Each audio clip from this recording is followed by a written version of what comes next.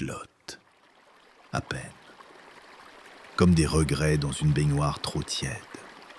Dans Le Grand Bain, réalisé par Gilles Lelouch, la comédie est une seringue rouillée, injectée dans une époque qui n'a plus le goût de rire. Des hommes, trop, abîmés par leur propre silence, par l'humiliation qui ne crie jamais, par l'usure lente de tout ce qu'on ne dit pas et qu'on finit par porter dans les épaules, dans les ventres mous, dans les regards fuyants. Amalric, Canet, Poulvorde, Anglade, Catherine, 5 dépressions en costume de bain, en apnée. Ils s'entraînent à la natation synchronisée. Oui, vraiment, pas pour faire rire, pour survivre, pour retenir un peu le naufrage. Ce n'est pas Full Monty, c'est pire. Ce n'est pas drôle, ou si, mais c'est ce drôle qui saigne à l'intérieur, ce drôle qui fait de la buée sur les lunettes de piscine. Le film n'est pas une comédie, c'est une capsule de burn-out collective, une bulle de chlore et de honte masculine, un bain tiède où les corps vieillissent plus vite que les rêves. Gilles Lelouch, sans se la jouer auteur, filme l'effondrement des hommes ordinaires, avec tendresse, sans ironie. La caméra ne juge jamais, elle observe, elle écoute le silence des douches, les vannes ratées, les respirations avant la chute. Le réel éclairé, les dialogues épuisés, les plans flottants.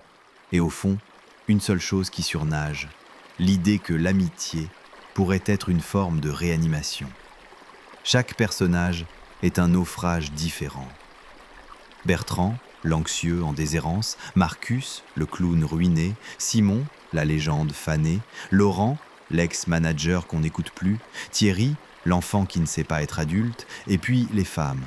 Pas les potiches, pas les récompenses, mais les points d'ancrage, Delphine, Virginie Efira, Amanda, Leila Bekti, comme 2 balises dans un monde sans rivage. La bande-son, des 80s, pour tromper la gravité. Le cadre, chorégraphié comme une tentative d'ordre dans le chaos intime. Et pourtant, rien n'est lisse, tout tangue. Même l'humour, trop fatigué pour durer plus de 2 scènes. Ce n'est pas feel good, c'est feel vrai. Et c'est là que le film fait mal, quand il mime le soulagement, mais laisse filtrer le désespoir par capillarité. Le Grand Bain, c'est le rire qui survient juste après la crise de panique.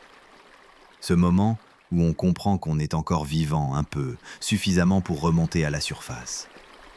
Note, cinéma sans phare, 16/20, pour ceux qui flottent et veulent encore apprendre à nager.